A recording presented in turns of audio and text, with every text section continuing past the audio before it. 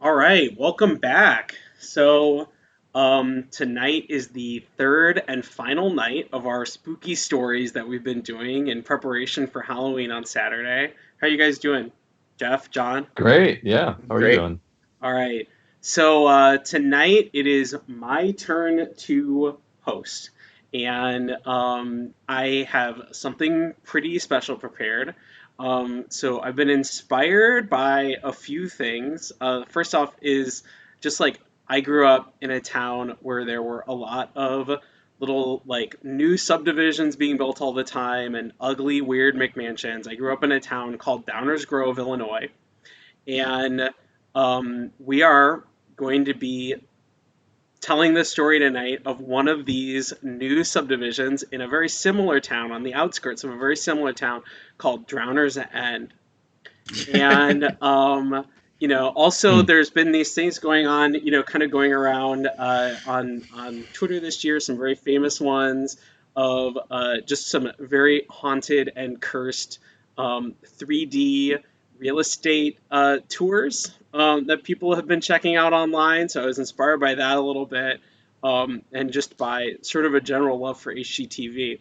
So tonight we're going to be telling a story about a model house, a brand new, we've been telling stories the past couple nights about older spooky houses in the middle of the night. Well, today it's going to be broad daylight, a model house, a brand new house in an otherwise completely unbuilt subdivision.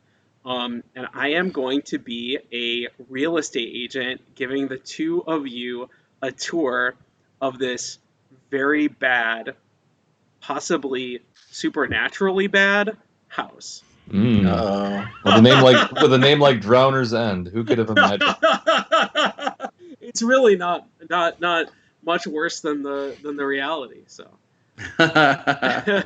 Shots fired. be touring the new development, the new subdivision of Sodden Field. Oh, sodden field. Find yourself in Sodden Field. It Um, it makes me want to run, not walk. Far, Run, far don't away. walk. Steps to downtown.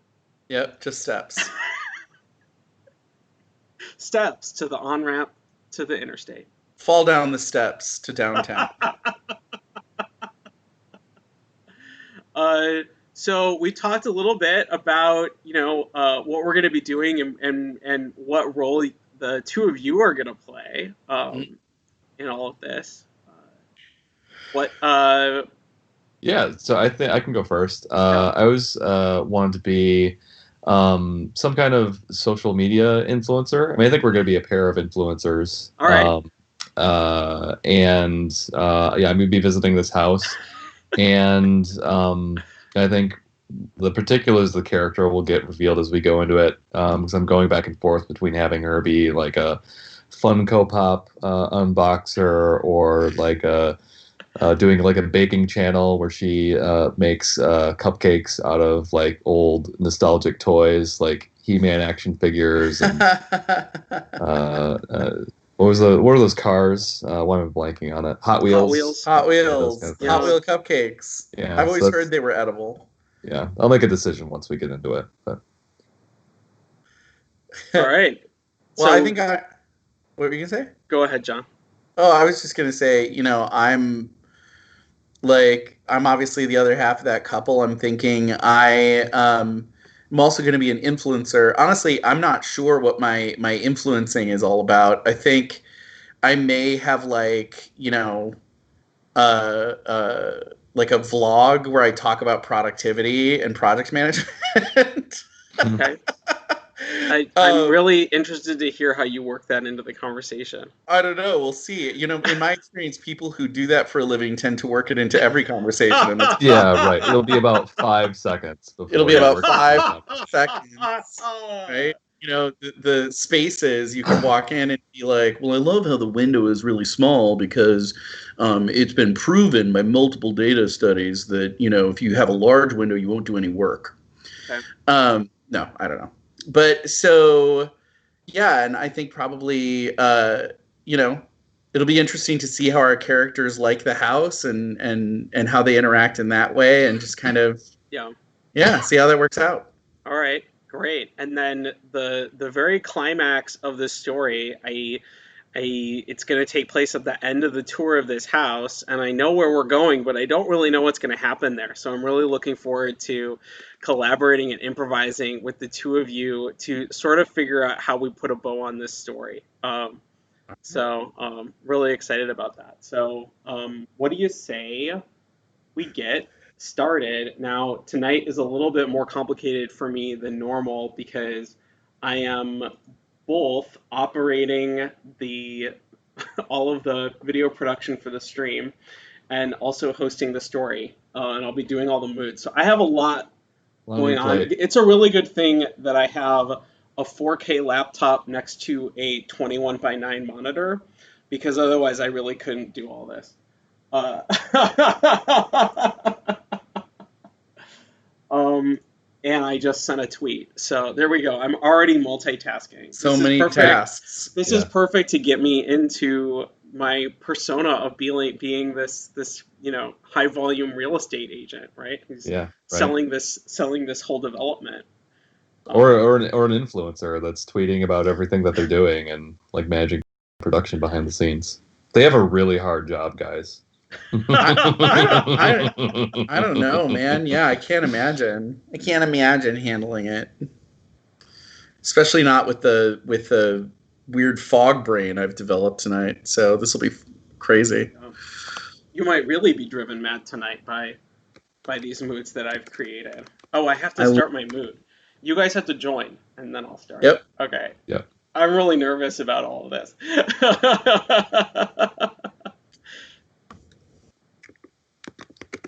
Okay.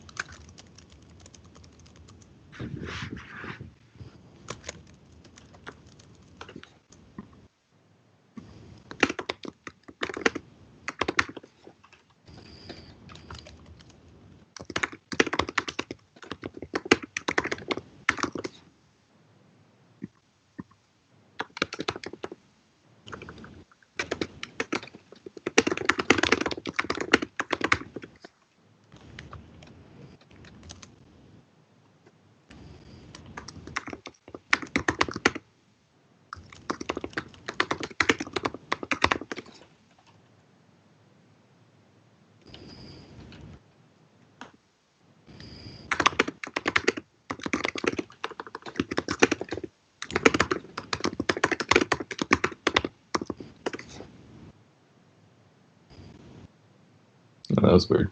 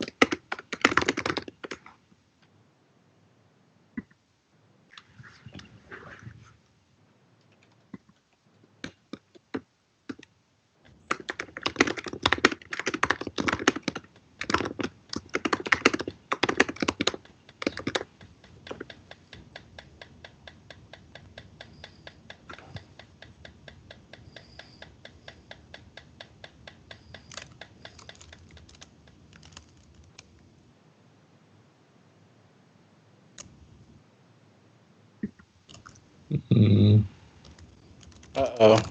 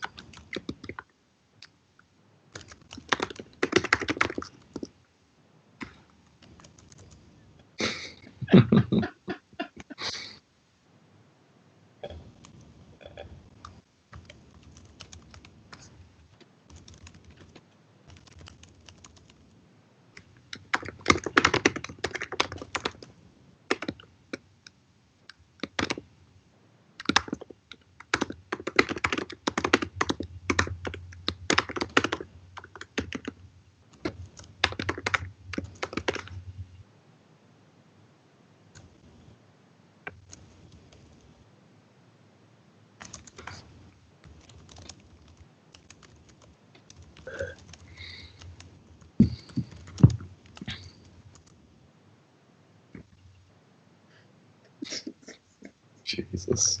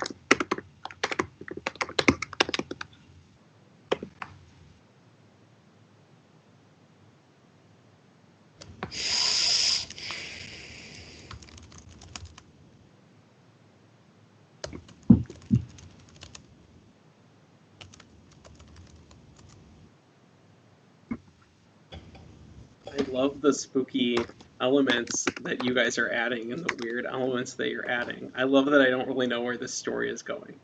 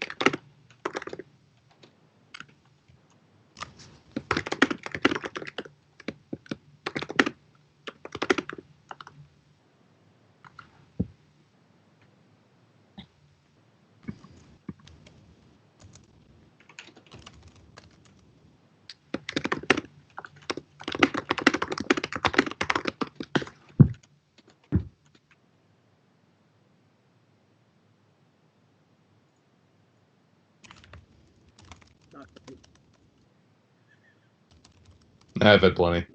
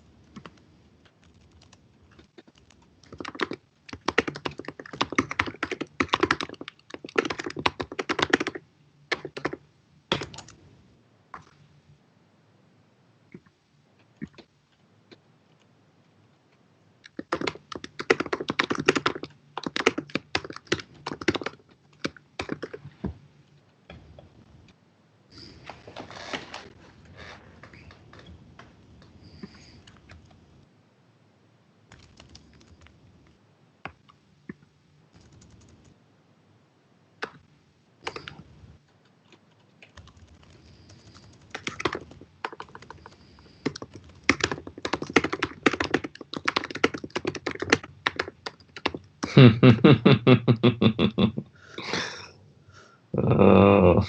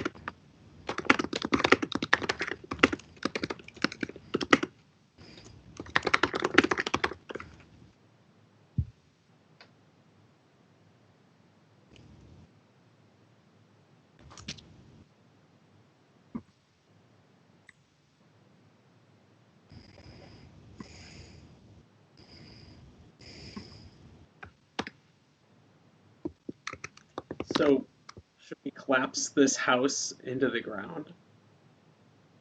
Yeah, I think so. Are we there? I don't really know Yeah. what happened. This is the part where I don't really know what happened. I mean, I almost feel like this is the perfect ending. All right. Then I basically have a mood, I guess, that we can play that can be the ending. Yeah, play it. This is really cool. All This is right. really amazing story.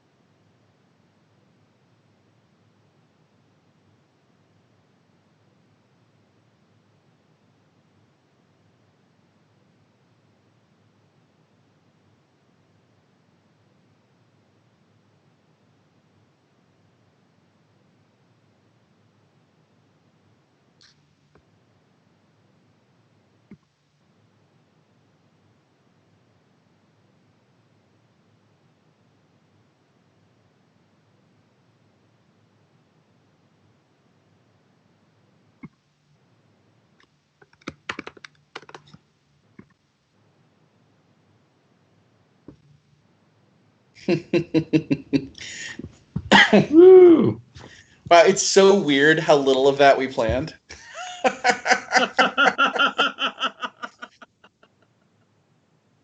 Yeah, the vibe of that was for sure Lovecraftian.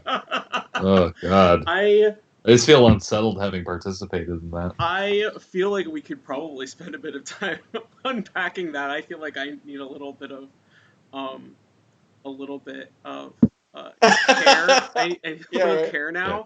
now. I think we could spend some time talking about what we just did and what just happened and what it meant what it meant to each of us, and can do a little bit of like analysis time at the end, Yeah. and what the different, I don't know every part of that. I don't know where it came from. I don't know where everybody was going for with their different characters. And I would love to hear from both of you kind of, your kind of, there were some ideas in there that didn't get fully explored. There were some that got very fully explored, and I don't know where they came from. I don't know who originated them.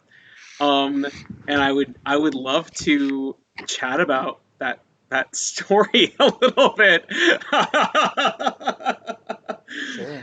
Yeah, I mean, I definitely felt like Lolo was the like, is everybody else, like, how is nobody else seeing this? Yeah, But like at the same time, like she couldn't quite put her finger on what was wrong aside from like the obvious like things that she was seeing that seemed out of place. But it was like I was picturing her being like in a dream, kind of like when you can't, something happens and it seems really weird, but you can't hold on to it and then it goes away. Like that was kind yeah. of how I ended up playing her. Like once we got into like a few rooms and it started getting weird.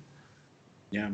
Yeah, and I feel like that was kind of playing off of how I was playing Janet, as kind of, I wasn't really sure exactly, and I think I'm still not sure. I wasn't really sure exactly what the details were of how did this house get here, how did Janet get here, things like that, like what are Janet's motivations and things like that. But I knew that I was going to play her as anxious and kind of spacey and maybe not all there all the time, right? But I wasn't really sure where I was going to go with that, and that seemed to kind of play interestingly with the Lolo thing, and it made me start to think that maybe Eric was the villain, which was really Yeah. it was a surprise for me, and one that probably dawned on me later in the story than anybody else, just because as the as the creator of the story and as the host, I felt like I had at least some handle on who was what. Yeah. I mean, John, I would be curious to hear like how you played Eric because like I like my read on like him was he, rather than like Janet and Lolo felt like they were resisting, or like, so Janet resisted, but she got subsumed and was sort of a prisoner. Lolo was resisting it and trying to fight against it. And it seemed like Eric saw what was going on in here and he was like, yes, sign me, like, plunge me into blackness. Well, I think there's kind of this hollowness, right, to this kind of concept of productivity and like there's this very kind of I think terrifying and void-filled concept of efficiency and productivity that I frankly chose that because I just thought it would be kind of funny and weird. But as we started to dive into the story and I started to realize that what somebody who had basically started worshiping this idea would see these deranged manifestations and would be compelled to rationalize them in ways that were dangerous and would make up frameworks to say that they were, it's that kind of deranged version of design thinking, right? They would literally look at it and they would make up a framework. What you're saying is it's a death cult. Well, it's a definitely void, right? It's definitely null and void. And I think that was what was terrifying about the house, was that it didn't make any sense. And yet Eric found it so easy to make sense of it because things not making sense is how he makes all of his money. Yeah. And so he he walked around and he just said, "Oh, this is a Grodniewski chaos break," which isn't a thing. Or he'd walk down the hall and say, "This is a Frutinsky like Flumpkin, logarithmic distraction fraction." And like he was making up these weird words, but it was causing him to get excited, right? Because he realized in this space of irrational nonsense, he was a master. He was a god because he didn't have to know anything. The ability to turn everything into a tautology. Yes, exactly. And then what I loved about it, and I made this up, literally, I swear to God, on the spot, and I'm so happy that it turned into a thing. The 1-2 clap, I made up on the spot as a focusing technique. We all made it up on the spot. Well, and I just love that idea. I noticed how everyone was losing focus, and it seemed like the kind of thing that an efficiency and productivity consultant would make up on the spot in front of a bunch of CEOs. Yeah. And be like, if you're losing focus, count 1, 2, and then as everyone in your team says 3, clap really loudly in their face, very rudely, and say, "Now we're focused." Wow. Yeah. Yeah. You've been hurt by this world, haven't you? Yes. I was gonna say, no, this is like the scariest thing about this is this is a little too close to home. Yeah, right. So here's something that I would love to learn is where did the coat rack come from? Oh, that was like, that you? honestly, yeah, it was just me. I actually, every time it went by the first couple times, I didn't get a chance to like hover over the tooltip to see who it was, and then after that, we were all doing the coat rack, right? So, no, I thought it was a mood. Wow. I think like other people interacting with the coat rack, but every time it was like standing or lurking somewhere, I think that was me. If somebody else did it, I didn't see it. But I never did it, but I would interact with it. I didn't. The whole staircase was all improvised. That was obviously not a mood when you think about it, because it was actually all just like Janet emoting. Right. But yeah, no, the coat rack thing started as like it was just like, what's a weird thing that might be unsettling, and then like as we moved into the different rooms, it was like, oh, what if the coat rack was here, and what if it was here, and it became like this other thing that like kind of represented Lolo's inability to hang on to things, because as a reader, like you see the coat rack and you know it's there, and like that helped show how Lolo's like, walking by it and like looking at it weird, but then like it would vanish from her consciousness and she would move on to something else, or Eric would cause her to focus on something else. So then it became like just kind of this totem that went with them from room to room that signified like Lolo's relationship with the house. Yeah, I loved the idea eventually, and I think this is where Eric as the villain came from, right? He embraced that kind of like void existence, right? Which made him aligned with the house, right? And so what was interesting is that actually didn't hit me necessarily, to be honest with you. I was playing it pretty straight until the upstairs bathroom. And then I started to realize that he was really resonating with the house, that like there was like this kind of like he was really actually in the house, and he didn't just love the house, he was going to have the house. Well, because no matter what. I think what you're saying is Eric was the kind of person who could sort of had the ability to resonate with anything and wasn't very particular about what in this world he resonates with. And the house is the perfect thing to resonate with, because the house is only resonation. It was only a reverberation, kind of, right? Well, I think that Eric saw it as kind of this final opportunity to I think it was kind of his final opportunity to get Lolo to focus and be productive. I think there's a weird relationship there in some ways. Like when I interacted with Lolo, when Eric interacted with Lolo at the end, right? When I was manipulating her into going downstairs, even though she was scared. And I was using these kind of like emotional triggers and gaslighting, right? Like, you've always wanted to live here. You kept saying that. And then I kept being like, why don't remember, let's focus. We have only one more room to accomplish our task. That kind of language where like these ultra, even like the fitness gurus, right, use like all of these people who are like, you need to do more, do more, do more, do more. There's just one more thing. There's always one more thing. And it doesn't matter what it is. No, it doesn't matter what it is. It's just one more thing. But of course, there's always one more thing after that one more thing. So, yeah. I had a couple of details that came up but never really got like explored. Or they're basically loose ends, right? Which happens in Mote stories a lot. But I would love to kind of hear what from the person who created them, like what was the idea, and like where at different times had you kind of seen that being able to go. So one of those things is the scurrying shadow. I think that was you too, Jeff. Yeah. My initial thought with that again was like to because we had talked about seeing something in the basement.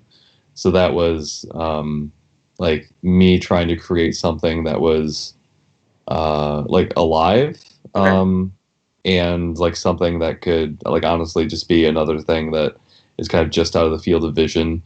Yeah.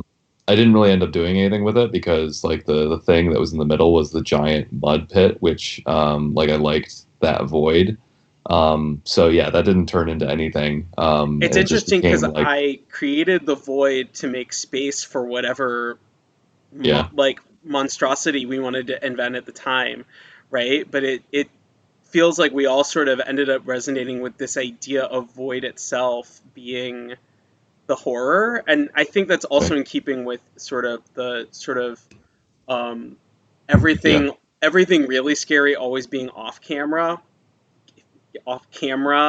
in sort of like your classic like Lovecraft story, right? Where like the really scary stuff is the stuff that's just sort of hinted at, right? In a way that just makes your brain do stuff that isn't like really, you couldn't really like explain. If you explained it, it sounds stupid, right? Like tentacle.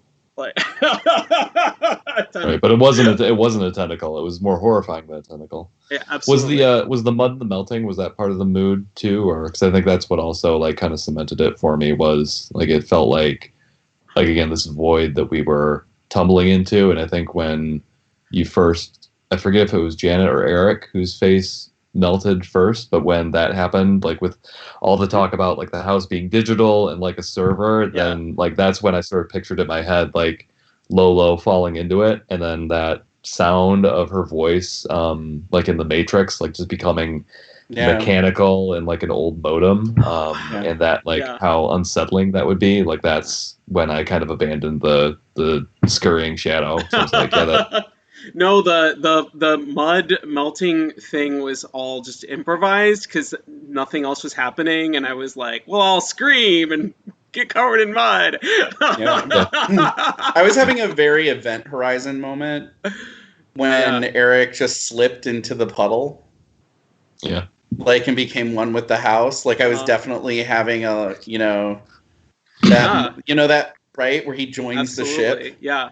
Mm-hmm. Yeah, because he's like, this is the right way, and that's kind of like, I don't know, like I actually hadn't decided really that Eric was the villain until just before going down the stairs to the basement, because I realized the only way that the character Eric, who wanted to get down the stairs, could get down the stairs is by embracing fully his ability to manipulate Lolo.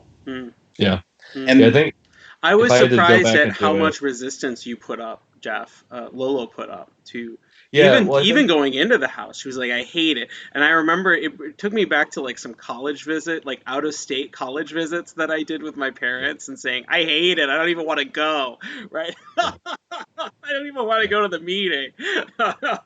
Well, and this is the first story that like none of the other stories that we've done like have I wanted to go back and change something, and in this one, like I wish I would have like, especially since Eric became like this beacon of focus and order and just taking bullshit and putting it into an empty space to create meaning. Yeah. Like I wish I would have started with the things should be chaotic and messy, and it's okay if it doesn't make sense a little bit earlier, because I think that would also have played like nicely with, because the whole house was chaos. Like it was designed weird, it looked weird. Like you would think that Lolo would love that because it's just all nonsense and none of it makes sense, and it's messy and there's accidents and those types of things. But it's not a human mess. It's a it's not unnatural and mess. that's what makes it feel hollow. It's not intentional. Yeah.